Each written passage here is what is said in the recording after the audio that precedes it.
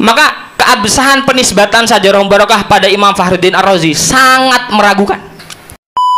Assalamualaikum warahmatullahi wabarakatuh. Ini ada keterangan dari Ustadz Maimun Nafis, salah satu murid dari Kiai Haji Maimun Jubair, yang membedah kitab Syajarah Al-Mubarakah yang menjadi referensi untuk pembatalan nasab. Bagaimana penjelasannya? Saksikan terus videonya sampai selesai. Maka keabsahan penisbatan Syajarah Mubarakah pada Imam Fakhruddin Ar-Razi sangat meragukan. Kitab ini tidak dapat dijadikan dalil subut yang valid dalam ilmu nasab. Penggunaan kitab ini oleh Imaduddin sebagai rujukan utama menjadi tidak berdasar. Qat'iyud dilalahnya jauh sekali, bubar bibir. Syajarah Mubarakah kitab referensi utama pembatal nasab. Jadi kalau ini kita runtuh, maka makolahnya Gus Wafi muncul lagi itu, selamat datang di kebenaran, karena hanya ini sebenarnya argumentasi dia, jantungnya.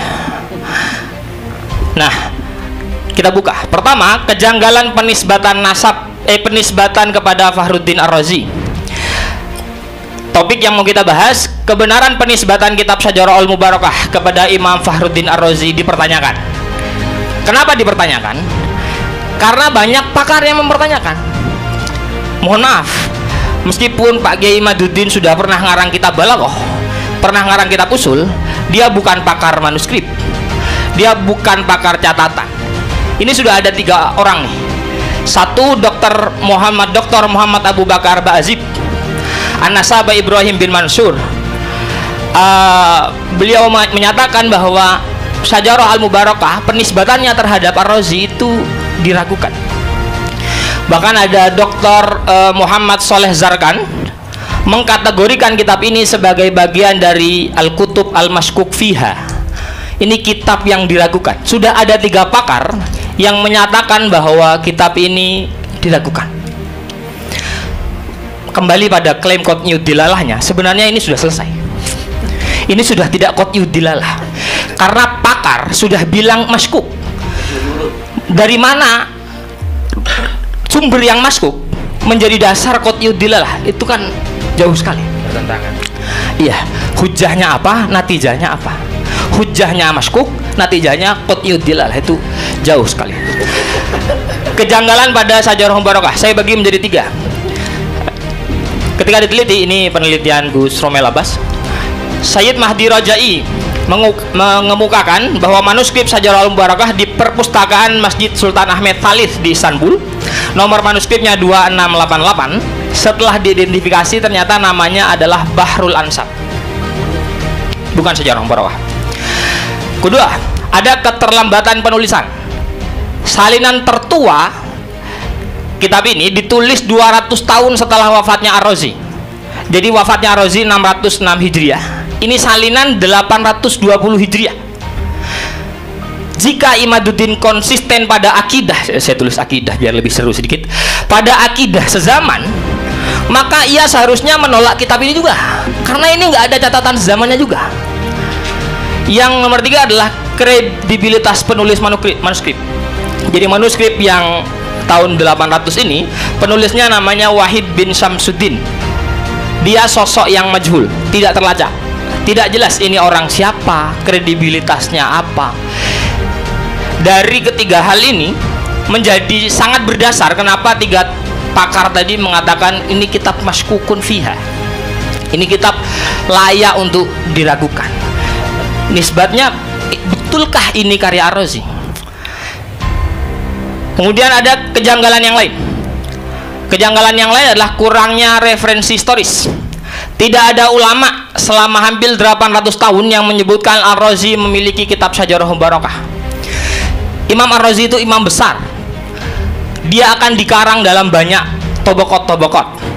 Dan ketika menulis tentang sejarah Imam Ar-Razi, pasti karya-karya beliau akan tercantum.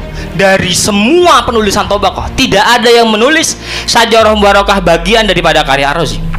Jadi menjadi sangat diragukan lagi. Belum ada pakar yang mengakui, ada pakar yang banyak pakar yang meragukan. satu yang tidak saya catat, mohon maaf, dalam catatan di Sultan Ahmad Khalif tadi, dia bukan ada proses verifikasi, tapi karena tulisan Wahid bin Samsuddin itu ada tulisan Ahmad Ar-Razi-nya, jadi yunsabu ilar Razi. Yunsabu ilar Razi itu cuma nisbat saja, jadi nemu kertas manuskrip, ada catatan nasab, ada nama Fakhruddin Ar-Razi-nya, lalu ditulislah sebagai Fakhruddin Ar-Razi, tapi sama sekali tidak melalui proses verifikasi, dan itu diakui oleh Mahdi Ar-Rajai sendiri. Coba bandingkan dengan kitab yang lain, kitab Al-Fahri umpama, tulisan Imam Al-Mirwazi, itu diakui keberadaannya dan dikaitkan langsung dengan Ar-Razi. Memang Imam Ar-Razi yang minta muridnya untuk nulis itu, dan diakui, verifikasinya ada, datanya ada, semuanya jelas. Sajarah Mubarakah tidak punya itu. Secara isi juga bermasalah. Ada indikasi ideologi Syiah. Kita tidak sedang ingin berdebat mengenai Syiah atau Sunni, tidak. Tetapi kalau penulisnya Sunni tetapi isi materinya kemudian Syiah, maka kita harus bertanya, benarkah ini materi tulisan beliau? Kalau saya santri Kiai Haji Maimun Zubair, tapi saya buat buku menghabisi beliau, maka ini benar tulisan saya atau tidak? Jangan-jangan akun Facebook saya dihack untuk menghina-hina beliau, karena tidak mungkin saya menghina beliau. Nah, Imam Ar-Razi, kalau memang Sajarah Mubarakah tulisan Imam Ar-Razi, kenapa putra dari Muhammad ibn Hasan al-Askari diberi julukan Sohibuz Zaman?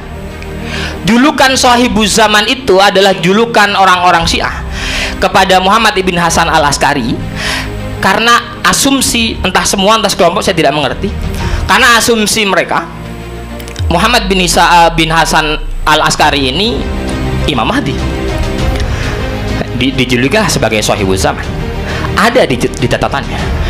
Kemudian Abu Abdullah Ja'far diberi julukan sebagai Al-Kadzab. Ini kontradiktif sekali dengan tradisi ulama Sunni. Juga ada doa ketika membahas Abu Bakar, ketika membahas Sayyidina Umar dan keturunan-keturunannya, tidak ada doa radhiyallahu anhunya, tidak ada. Artinya ini sekian kejanggalan yang kita lihat pada kitab Sajarah Al-Mubarakah. Kalau cuma satu persatu, cuma catatan manuskrip saja, atau cuma indikasi Syiah saja, atau cuma tidak diverifikasi ulama saja, mungkin bisa dijawab. Tapi majmu' hadhil muskilat, semua hal ini tertumpuk pada Sajarah Mubarakah.